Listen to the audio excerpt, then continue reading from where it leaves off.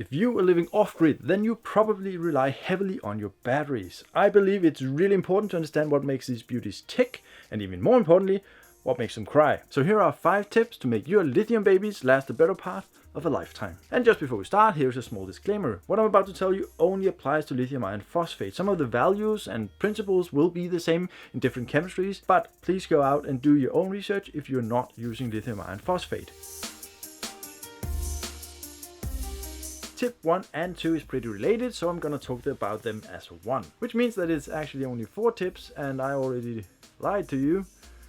Instead of charging your batteries to 100% and draining them down to 20, start charging your batteries at 25% and stop at 75%. This graph shows capacity retention versus cycles, which is a fancy way of saying how crappy your batteries really are, or put another way, how they degrade over time. Assuming you cycle once a day at a 1C rate, then after 10 years, if you followed my advice, you would have lost 10% of your total battery capacity. If you followed the standard advice, which is going from 100 to 20%, then you would have lost 20% of your overall battery capacity. Yes, I am aware that saving 10% of your battery capacity by effectively cutting it in half is not really a financial stroke of genius. In fact, some would say it's rather stupid. And it is, if you only do that one thing. But I'm gonna come back to that a little later. So tip number 3 is storage. How do you store your batteries if you're not using it? That is a complicated question because it depends on where you are in the world. I live in Denmark, which is sort of temperate. We don't get really cold weather and we don't get really hot. My rule of thumb is 2 months.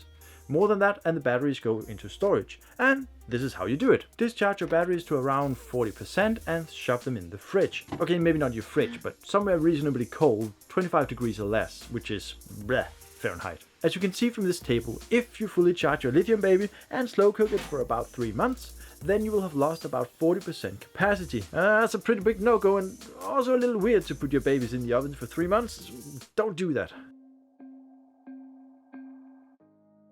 Most people know this, but I include it anyway. Charge and discharge between 0 and 45 degrees Celsius, which is Fahrenheit. Ideally towards the middle of that range, try aiming for about 20 to 25 degrees Celsius. I almost dare to say that's common knowledge, but in case it's not, well, I hope it is now. So, this is where it gets interesting. Charge and discharge at a low C rate. This graph shows how depth of discharge and discharge rate affects battery capacity, or cycle life. And I'm gonna give you an example. Remember when I said, but I'm gonna come back to that a little later. Well, it's now a little later. Let's say you have a boat and your normal power consumption pattern is that you discharge at 1C rate once a day from 100% down to 25%. I propose changing that from a 1C rate down to a 0.25C rate. That means you either have to reduce your power consumption significantly or quadruple your battery capacity. One really sucks for you and the other one really sucks for your wallet. Or maybe it doesn't. Let's say you go with the option of quadrupling your power bank. Since you don't use more power in this thought experiment, you only take your batteries down to about 20% depth of discharge.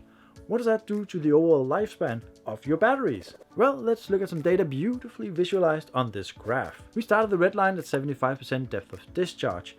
That's about 5,500 cycles. And we end up at the purple line at about 20% depth of discharge, hovering around 220,000 cycles. That's about 40 times longer for 4 times the money. And right around here, it's time for a reality check. Do you really need your battery to last 220,000 cycles? That's 600 years, roughly, if you cycle once a day. No, probably not. Will they even last that long? Yeah, probably not either. The graph is produced by a company that sells industrial scale battery storage, so there could be a little bit of a conflict of interest here. Let's say that this graph is correct and they have measured every single data point on it. That would mean they had to cycle at a 0.2C rate continuously every day, every year for 40 years to get this data point here. Given that LiFePoo was invented about 30 years ago, I would say that is a mighty impressive achievement. My guess is they have done some testing in the lower cycle range and just interpolated to infinity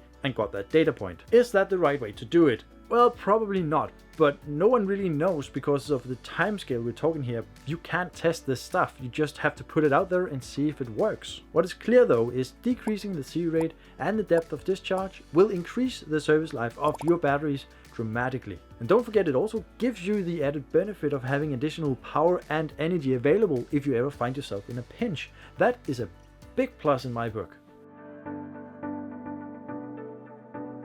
So, what is the optimal solution? Well, I don't know. And no one really does. And anybody who claims to do so for certain is blowing smoke. What I can do is give you my best guess based on data and doubtful interpolation, and also about 10 years of experience. So here we go. Have 2 to 4 times the battery capacity you need. Charge and discharge at around 25 degrees Celsius. Charge and discharge at 0.25 C or less. And finally, keep your state of charge at 25 to 75%. Do that and your lithium babies will stay young as you grow old. What about a real world example with some numbers and some things that we can actually touch and feel? Well, as it happens, I'm designing and building a 50-foot all-electric sailing catamaran, and that is gonna be perfect for this specific thing. Unfortunately, I can't seem to fit a 54-foot catamaran inside the frame of this video. I mean, I've only got about this much space to work with, and that's not gonna do it. Instead, you can go watch it right here. And don't worry about the boat bit. Your RV or cabin or whatever you're using batteries for, they won't know the difference.